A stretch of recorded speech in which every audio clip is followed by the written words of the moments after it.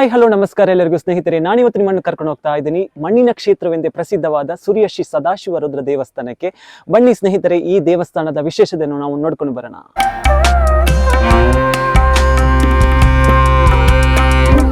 ಸ್ನೇಹಿತರೆ, ಈ ದೇವಸ್ಥಾನದಲ್ಲಿ ಮಣ್ಣಿನ ಗೊಂಬೆಗಳನ್ನು ಹರಕೆಯ ರೂಪದಲ್ಲಿ ಸಲ್ಲಿಸುತ್ತಾರೆ ಅಂದರೆ ನೀವು ನಂಬುತ್ತೀರಾ? ಹೌದು, ಇಲ್ಲಿ ಜನರು ಭಕ್ತಿಯಿಂದ ಬೇಡಿಕೊಂಡು ತಮ್ಮ ಇಷ್ಟಾರ್ಥ ಈಡೇರಿದ ನಂತರ ಈ ಹರಕೆಗೆ ಸಂಬಂಧಪಟ್ಟ ಮಣ್ಣಿನ ಹರಕೆಯ ಗೊಂಬೆಗಳನ್ನು ಈ ದೇವಸ್ಥಾನದಲ್ಲಿ ಅರ್ಪಿಸುತ್ತಾರೆ.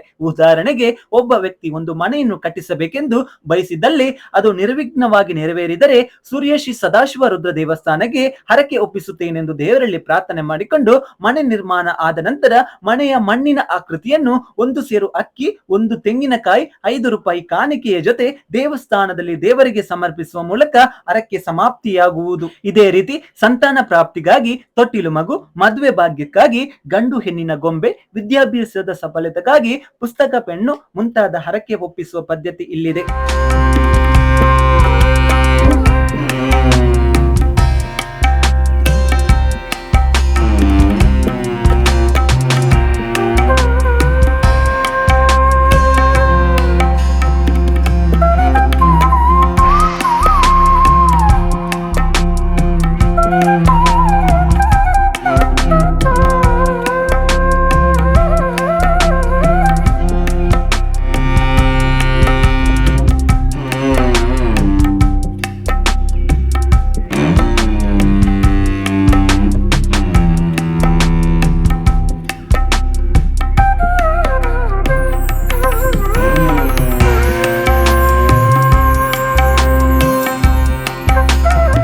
ಹಾಗೇನೆ ಈ ದೇವಸ್ಥಾನದ ಇಂದಿನ ಕತೆ ಏನಪ್ಪಾ ಅಂದ್ರೆ, ಒಮ್ಮೆ ತಾಯಿ ಮತ್ತು ಮಗ ಸೂರ್ಯ ಸೊಪ್ಪು ಕಡಿಯಲೆಂದು ಕಾಡಿಗೆ ಹೋಗುತ್ತಾರೆ. ಆಗ ಸೊಪ್ಪು ಕಡಿಯುವಾಗ ಸೊಪ್ಪಿನೆಡೆಯಲ್ಲಿ ಮರೆಯಾಗಿದ್ದ ಲಿಂಗರೂಪಿ ಶಿಲೆಗೆ ಕತ್ತಿ ತಾಗಿ ರಕ್ತ ಚಿಮ್ಮುತ್ತೆ. ಆಗ ಗಾಬರಿಗೊಂಡ ತಾಯಿ ಮಗನನ್ನು ಓ ಸೂರ್ಯ ಎಂದು ಕರೆದಳು.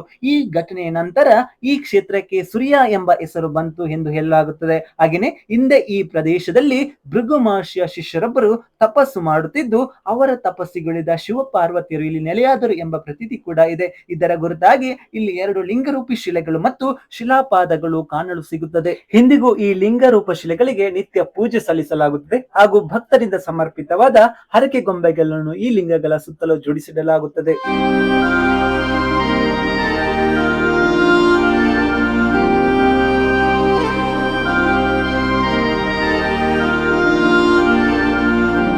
ಈ ಮಣ್ಣಿನ ಗೊಂಬೆಗಳನ್ನು ಹವೆ ಮಣ್ಣಿನಿಂದ ಮಾಡಿ ಕುಲುಮೆಯಲ್ಲಿ ಬೇಯಿಸಿ ತಯಾರಿಸಲಾಗುತ್ತದೆ. ನಾವು ದೇವರಿಗೆ ಅರ್ಪಿಸುವಾಗ ಈ ಮಣ್ಣಿನ ಗೊಂಬೆಗಳಲ್ಲಿ ಯಾವುದೇ ಬಿರುಕು ಒಡಕು ಇರಬಾರದು. ಭಕ್ತರ ಅನುಕೂಲಕ್ಕಾಗಿ ಎಲ್ಲ ರೀತಿಯ ಹರಕೆ ಗೊಂಬೆಗಳನ್ನು ಕುಂಬಾರರಿಂದ ಮಾಡಿಸಿ ದೇವಸ್ಥಾನದಲ್ಲಿ ಸಿಗುವಂತೆ ವ್ಯವಸ್ಥೆ ಮಾಡಿದ್ದಾರೆ. ಅದಕ್ಕಿಷ್ಟು ಪೇ ಮಾಡಿದರೆ ಆಯಿತು.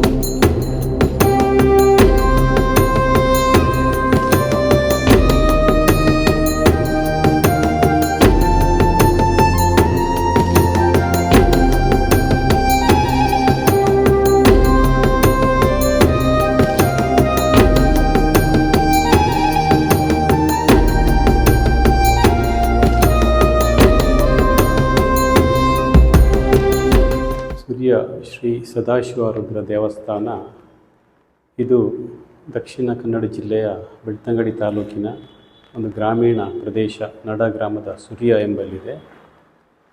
ಇದು ಬಹಳ ಒಂದು ಪ್ರಸಿದ್ಧಿಯನ್ನು ಪಡೆದಂಥ ದೇವಸ್ಥಾನ. ಮುಖ್ಯವಾಗಿ ಇದಕ್ಕೆ ಕಾರಣ ಇಲ್ಲಿಯ ಮಣ್ಣಿನ ಹರಕೆಯ ಸಂಪ್ರದಾಯ.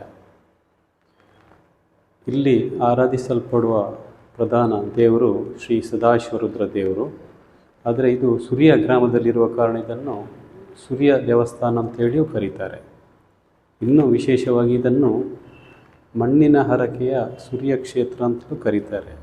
ಕಾರಣ ಇಷ್ಟೇ, ಇಲ್ಲಿ ಭಕ್ತಾದಿಗಳು ತಮ್ಮ ಸಂಕಷ್ಟ ನಿವಾರಣೆಗಾಗಿ, ಕಷ್ಟ ಪರಿಹಾರಕ್ಕಾಗಿ ಮತ್ತು ಇಷ್ಟಾರ್ಥ ನೆರವೇರಿ ಈ ಒಂದು ಉದ್ದೇಶದಿಂದ ದೇವರನ್ನು ಪ್ರಾರ್ಥಿಸಿಕೊಂಡು ಮಣ್ಣಿನ ಹರಕೆಯನ್ನು ಒಪ್ಪಿಸುವಂಥದ್ದು ಇಲ್ಲಿಯ ಸಂಪ್ರದಾಯ. ಉದಾಹರಣೆಗೆ, ಯಾರೋ ಒಬ್ಬ ಭಕ್ತನಿಗೆ ಒಂದು ಮನೆ ಕಟ್ಟಬೇಕಂತ ಸಂಕಲ್ಪ ಮಾಡಿದರೆ ಅವನು ಸೂರ್ಯದೇವರಿಗೆ ಪ್ರಾರ್ಥನೆ ಮಾಡ್ತಾರೆ, ನನ್ನ ಮನೆ ನಾನು ಒಳ್ಳೆಯ ರೀತಿಯಲ್ಲಿ ಕಟ್ಟುವಾಗೆ ಆಗಬೇಕು. ಆ ಸಂದರ್ಭದಲ್ಲಿ ಅವನು ಪ್ರಾರ್ಥನೆ ಮಾಡಿಕೊಂಡು ದೇವರಿಗೆ ಮೊರೆ ಹೋಗ್ತಾನೆ. ಆ ಒಂದು ಸಂಕಲ್ಪವನ್ನು ದೇವರು ಈಡೇರಿಸ್ತಾರೆ. ಆ ಕೆಲಸ ಆದ ನಂತರ ಮಣ್ಣಿನ ಹರಕೆಯನ್ನು ಒಪ್ಪಿಸುವಂಥದ್ದು ಇಲ್ಲಿಯ ಸಂಪ್ರದಾಯ. ಅದೇ ರೀತಿ ಬೇರೆ ಬೇರೆ ಕಾರಣಗಳಿಗೆ ಮಕ್ಕಳ ವಿದ್ಯಾಭ್ಯಾಸಕ್ಕಾಗಿ ಪುಸ್ತಕ ಪೆನ್ನು ಮಣ್ಣಿನ ಗೊಂಬೆ ರೂಪದಲ್ಲಿ ಒಪ್ಪಿಸುವಂಥದ್ದು, ಒಂದು ಆರೋಗ್ಯಕ್ಕೆ ಸಂಬಂಧಪಟ್ಟ ಹಾಗೆ ಮನುಷ್ಯನ ಗೊಂಬೆಯನ್ನು ಒಪ್ಪಿಸುವಂಥದ್ದು, ಮದುವೆಗೆ ಸಂಬಂಧಪಟ್ಟ ಹಾಗೆ ಮದುಮಗಳ ಗೊಂಬೆಯನ್ನು, ಅಥವಾ ಯಾವುದೋ ಒಂದು ಕೃಷಿಗೆ ಸಂಬಂಧಪಟ್ಟ ಹಾಗೆ ಅದು ದನಕರು ಇರ್ಬೋದು ಇತ್ಯಾದಿ. ನಾವು ಮನಸ್ಸಿನಲ್ಲಿ ಏನು ಪ್ರಾರ್ಥನೆ ಮಾಡಿಕೊಳ್ತೇವೆ ಅದನ್ನೇ ಮಣ್ಣಿನ ಗೊಂಬೆಯ ರೂಪದಲ್ಲಿ ಹರಕೆ ನಮ್ಮದು ಈಡೇರಿದ ನಂತರ ದೇವರಿಗೆ ಒಪ್ಪಿಸುವಂಥದ್ದು ಇಲ್ಲಿ ಸಂಪ್ರದಾಯ. ಅದಕ್ಕೊಂದು ಕ್ರಮ ಇದೆ. ನಾವು ನಮ್ಮ ಮನೆಯಲ್ಲಿ ಅಥವಾ ದೇವಸ್ಥಾನದಲ್ಲಿ ಕೂಡ ದೇವರಲ್ಲಿ ಪ್ರಾರ್ಥನೆ ಮಾಡಿಕೊಳ್ಬೋದು. ಸೂರ್ಯ ದೇವರಿಗೆ ನನ್ನ ಇಷ್ಟಾರ್ಥ ನೆರವೇರಿದರೆ ನಾನು ದೇವರಿಗೆ ಮಣ್ಣಿನ ಹರಕೆಯನ್ನು ಒಪ್ಪಿಸ್ತೇನೆ ಅಂತ. ಒಪ್ಪಿಸುವ ಕ್ರಮ ಹೇಗೆ ಅಂತ ಹೇಳಿದರೆ, ಆ ಮಣ್ಣಿನ ಹರಕೆಯ ಗೊಂಬೆಗಳು ದೇವಸ್ಥಾನದಲ್ಲಿ ಸಿಗುವಂಥ ವ್ಯವಸ್ಥೆಯನ್ನು ನಾವು ಆಡಳಿತ ಮುಕ್ತೇಶ್ವರರ ಒಂದು ವ್ಯವಸ್ಥೆಯನ್ನು ಮಾಡಿದ್ದೇವೆ. ಅಲ್ಲಿ ಬಂದು ಒಂದು ಹರಕೆಯನ್ನು ಒಪ್ಪಿಸಿದ ಒಂದು ಚೀಟಿಯನ್ನು ಮಾಡಿಸಿಕೊಂಡು ಅಲ್ಲಿ ಮಣ್ಣಿನ ಗೊಂಬೆಗಳನ್ನು ಕೊಡ್ತಾರೆ. ಒಂದು ತಟ್ಟೆಯಲ್ಲಿ 1 ಸೇರು ಅಕ್ಕಿ, 1 ತೆಂಗಿನಕಾಯಿ, 5 ರೂಪಾಯಿ ಕಾಣಿಕೆ ಮತ್ತು ಮಣ್ಣಿನ ಗೊಂಬೆಯನ್ನು ಇಟ್ಟು ಅಲ್ಲಿ ದೇವಸ್ಥಾನದ ಒಳಗೆ ಬಂದು ಪ್ರಧಾನ ದೇವಾಲಯದ ಒಳಗಡೆ ನಂದಿ ಮಂಟಪದಲ್ಲಿ ಅರ್ಚಕರು ಇರ್ತಾರೆ, ಅವರ ಹತ್ರ ಒಪ್ಪಿಸಿದರೆ ಆಯಿತು. ಅಲ್ಲಿಗೆ ಹರಕೆ ಒಪ್ಪಿಸಿದಾಗೆ ಆಗ್ತದೆ. ಮತ್ತು ಯಾವತ್ತು ಏನೆಲ್ಲ ಹರಕೆಗಳು ಅಲ್ಲಿ ಸಂದಾಯ ಆಗ್ತದೆ ಅದನ್ನು ಮಧ್ಯಾಹ್ನ ಮಹಾಪೂಜೆಯ ಮೊದಲು ಅರ್ಚಕರು ದೇವಸ್ಥಾನದ ಬದಿಯಲ್ಲಿ ಇರುವಂಥ ಹರಕೆ ಬನದಲ್ಲಿ ಕೊಂಡೋಗಿ ಇಟ್ಟು ಅಲ್ಲಿ ಪೂಜೆ ಮಾಡಿ ಬರುತ್ತಾರೆ. ಇದು ಹರಕೆ ಒಪ್ಪಿಸುವ ಸಂಪ್ರದಾಯ. ಹರಕೆ ಕೂಡ ಬಹಳ ಕಡಿಮೆ, 100-150 ರೂಪಾಯಲ್ಲಿ ಹರಕೆ ಸಂದಾಯ ಮಾಡಲಿಕ್ಕಾಗ್ತದೆ. ಇನ್ನು ಈ ದೇವಸ್ಥಾನದ ಮತ್ತೊಂದು ವಿಶೇಷ ಏನಂತ ನಾನು ಈಗಾಗಲೇ ಹೇಳಿದಾಗೆ, ಮಧ್ಯಾಹ್ನ ಮಹಾಪೂಜೆಯ ಮೊದಲು ಅವತ್ತು ಬಂದಂಥ ಹರಕೆಗಳನ್ನು ಅರ್ಚಕರು ಕೊಂಡೋಗಿ ಇಟ್ಟು ಪೂಜೆ ಮಾಡಿ ಬರ್ತಾರೆ ಅಂತ. ಈ ರೀತಿಯಲ್ಲಿ ಒಪ್ಪಿಸಿದಂಥ ಹರಕೆಗಳ ದೊಡ್ಡ ರಾಶಿ ಇದೆ ಹರಕೆ ಬನದಲ್ಲಿ. ಆ ಹರಕೆ ಬನ ವಿಶೇಷ ಏನಂತ ಹೇಳಿದರೆ, ಈ ಕ್ಷೇತ್ರದ ಮೂಲ ಅದು. ಸಹಸ್ರಾರು ವರ್ಷಗಳ ಹಿಂದೆ ಒಬ್ಬರು ಮುನಿಗಳಲ್ಲಿ ತಪಸ್ಸು ಮಾಡ್ತಾ ಇದ್ದರು. ಅವರ ತಪಸ್ಸಿಗೆ ಒಲಿದಂಥ ಶಿವಪಾರ್ವತಿಯವರಲ್ಲಿ ಪ್ರತ್ಯಕ್ಷ ಆಗ್ತಾರೆ. ಪ್ರತ್ಯಕ್ಷ ಆದಂತಹ ಆ ಸ್ಥಳದಲ್ಲಿ 2 ಲಿಂಗರೂಪಿ ಶಿಲೆಗಳಿದ್ದಾವೆ, ಮತ್ತೊಂದು ಪಾದದ ಗುರುತಿದೆ. ಪಾದದ ಗುರುತು ಆ ಮುನಿಗಳ ಪಾದದ ಗುರುತು ಅಂತ ಹೇಳ್ತಾರೆ. ಮತ್ತು ಆ 2 ಲಿಂಗರೂಪಿ ಅದು ಶಿವಪಾರ್ವತಿಯರ ಪ್ರತ್ಯಕ್ಷವಾದ ಕುರುಹು ಅಂತ ಹೇಳ್ತಾರೆ. ಸೊ ಅದು ಆ ಪ್ರದೇಶ ಹಾಗೆ ಮತ್ತೆ ಮುಂದಿನ ಎಷ್ಟೋ ವರ್ಷಗಳಲ್ಲಿ ಅಲ್ಲಿ ಕಾಡುಗಳಿಂದ ಮುಚ್ಚಿ ಹೋಗ್ತದೆ. ಮುಂದೆ ಒಂದು ದಿವಸ ಅಲ್ಲಿ ಒಬ್ಬಳು ಹಳ್ಳಿಯ ಹೆಂಗಸು ತನ್ನ ಮಗ ಸುರೇಯ ಅಂತ ಹೇಳಿ ಅವನ ಹೆಸರು, ಅವನ ಜೊತೆಯಲ್ಲಿ ಸೊಪ್ಪು ಕಡಿಲಿಕ್ಕೆ ಬರುವಾಗ ಅವಳ ಕತ್ತಿ ಆ ಶಿಲೆಗಳಿಗೆ ತಾಗಿ ರಕ್ತ ಚಿಮ್ತದಂತೆ. ಆಗ ಒಮ್ಮೆಲೆ ಭಯಭೀತಳಾದಂಥ ಆ ಹೆಂಗಸು ತನ್ನ ಮಗ ಅಲ್ಲಿದ್ದವನನ್ನು ಓ ಮಗ ಸುರೇಯ ಅಂತ ಕರೀತಾಳೆ.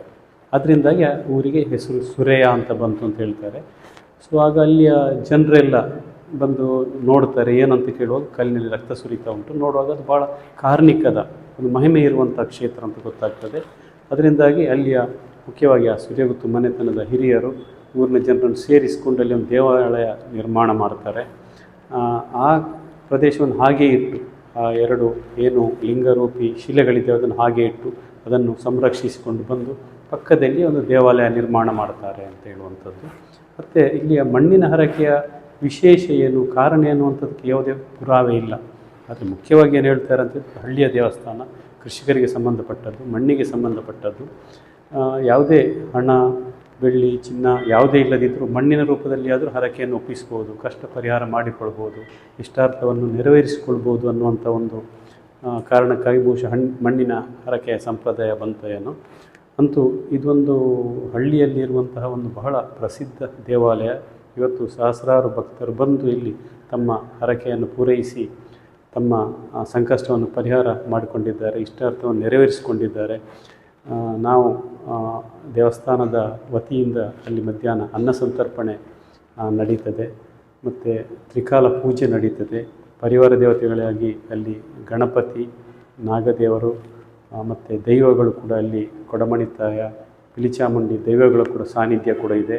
ಈ ರೀತಿಯಾಗಿ ಇದೊಂದು ಅತ್ಯಂತ ಪವಿತ್ರ ಪುಣ್ಯಕ್ಷೇತ್ರ, ಶತಮಾನಗಳ ಇತಿಹಾಸವಿರುವಂತಹ ಒಂದು ವಿಶೇಷ ಕ್ಷೇತ್ರ ಮಣ್ಣಿನ ಹರಕೆಯ ಸೂರ್ಯ ಸದಾಶಿವರ ದೇವಸ್ಥಾನ.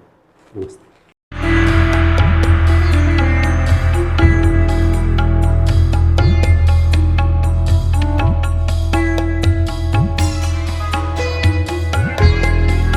ಸ್ನೇಹಿತರೆ, ಈ ಸದಾಶಿವ ರುದ್ರ ದೇವಸ್ಥಾನವು ನಮಗೆ ದಕ್ಷಿಣ ಕನ್ನಡ ಜಿಲ್ಲೆಯ ಉಜಿರೆ ಸಮೀಪ ಇರುವ ಸುರಿಯ ಎಂಬ ಹಳ್ಳಿಯಲ್ಲಿದೆ. ಇದು ಧರ್ಮಸ್ಥಳದಿಂದ ಸುಮಾರು 13 ಕಿಲೋಮೀಟರ್ ಹಾಗೂ ಉಜಿರೆಯಿಂದ 4 ಕಿಲೋಮೀಟರ್ ಅಂತರದಲ್ಲಿದೆ. ನೀವೇನಾದ್ರೂ ನೆಕ್ಸ್ಟ್ ಟೈಮ್ ಧರ್ಮಸ್ಥಳಕ್ಕೆ ವಿಸಿಟ್ ಮಾಡೋದಾದ್ರೆ ಈ ದೇವಸ್ಥಾನಕ್ಕೆ ತಪ್ಪದೆ ವಿಸಿಟ್ ಮಾಡಿ. ಹಾಗೇನೆ ನಿಮ್ಗೆ ಈ ವಿಡಿಯೋ ಇಷ್ಟ ಆಗಿದ್ರೆ ಲೈಕ್ ಮಾಡಿ, ಇಷ್ಟ ಆಗಿಲ್ಲ ಅಂದ್ರೆ ಡಿಸ್ಲೈಕ್ ಮಾಡಿ.